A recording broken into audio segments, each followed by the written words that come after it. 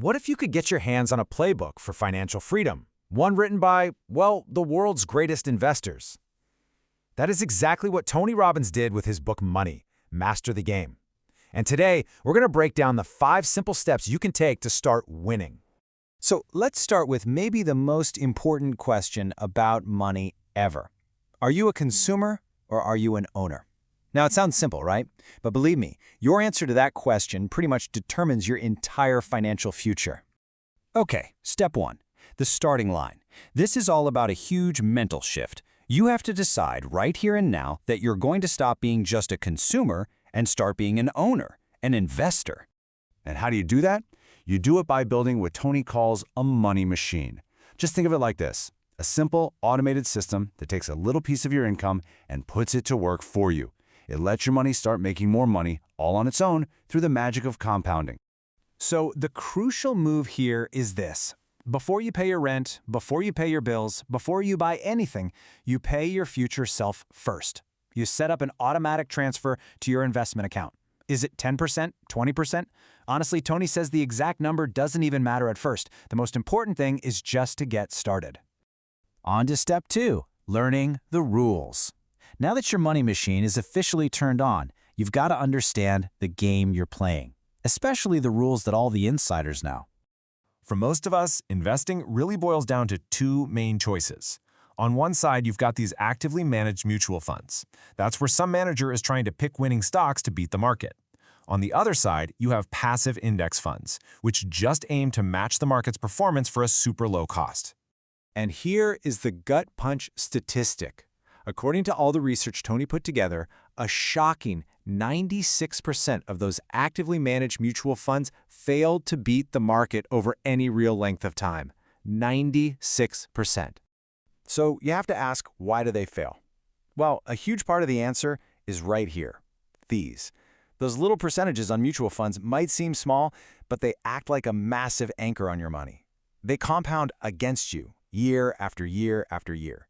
Meanwhile, index funds keep those costs razor thin. Step 3, pricing your financial dreams. Okay, so we know where to invest our money, but what are we actually aiming for? I mean, you can't win a game if you don't know the score, right? This is all about turning those vague dreams of being rich into real, measurable targets. Tony Robbins lays out a really clear path. Think of it like a ladder. First, you climb to financial security. That's where your investments cover your basic living costs. Then you climb to financial independence, where they cover your current lifestyle. And finally, the top, financial freedom, where your money can fund the life you truly dream of. And here's what makes this so powerful. Just talking about a dream, well, it stays a dream. But the moment you actually calculate the cost, the moment you create a real plan and schedule those automatic contributions, it's not a dream anymore. It becomes real. It becomes a target you can actually hit. Okay, step 4, the billionaire's defensive playbook. Now listen up, because this is arguably the most important decision you will ever make as an investor. It has nothing to do with picking the next hot stock. It's all about protecting your money so it can keep on growing. And who better to learn from than the master himself, Warren Buffett? His 2 rules are legendary for a reason. The whole point of a winning strategy isn't about chasing crazy gains. It's about avoiding those huge, devastating losses. The number 1 strategy to do this is called asset allocation. The best way to think about it is like building a sports team. You wouldn't just have strikers, right? You need defenders. You need midfielders. You're just dividing your money among different kinds of investments that all behave differently depending on what the economy is doing. Here's a fantastic example from another billionaire, Ray Dalio. He calls this the all-weather portfolio because it's designed to do pretty well no matter what economic season we're in. When stocks are crashing in a recession, your bonds often go up. If inflation is going crazy, gold and commodities can help protect you. It's all about that balance. Now, why is avoiding loss so critical? Just look at this table. This is the brutal math of investing. A 10% loss only requires an 11% gain to get back to where you started. But a 50% loss, that requires a massive 100% gain. You have to literally double your money just to break even. This is why defense is everything. The second part of a great defense is finding what are called asymmetric bets.